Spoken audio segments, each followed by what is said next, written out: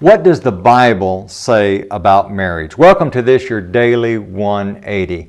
There's a lot of talk about marriage, and there's a lot of different ideas about marriage that are being passed around in our culture. But the real issue is, what does the Bible say about marriage? In Matthew chapter 19, we have the Lord's classic text on the subject of marriage. Some religious elites come to Jesus and they say, is it all right to get a divorce for just any reason that you choose?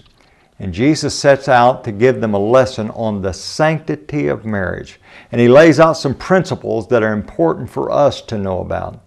Number 1, in verse number 4, He says, have you not read that He who made them at the beginning made them male and female? Number 1, back in the garden, that was the plan. One man, one wife for life. Number 2, it's important for us to emphasize it is a man and a woman. That's God's plan.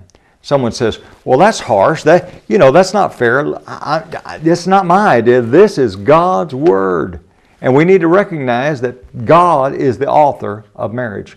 Furthermore, He goes on and He says in verse number 5 that there is a leaving and a cleaving. In marriage, there is to be a gluing of this couple together. And then in verse 6, we see that there is a oneness that takes place in marriage.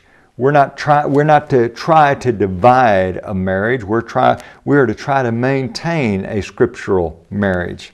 And then he goes on in verse number 9, and he lays down the one exception clause. Can you ever get a divorce? Well, sometimes people have to separate because a man is a brute and he's beating his wife and beating the kids, and that woman has a responsibility to take care of herself and take care of her kids.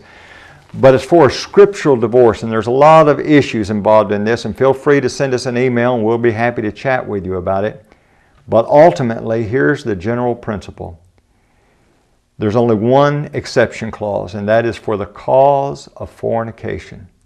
If your mate has been sexually unfaithful, you have the right to divorce and at some point remarry. And someone says, boy, that's hard. I know, and we need to teach our children this so that they'll make sure that they marry a faithful child of God. And furthermore, those who are scripturally married need to make sure that they remain scripturally married, remain faithful, and protect their hearts and protect their marriages. That's what God's Word has to say, and we need to be a people who submit to God's holy Word. Join us again for a future Daily 180.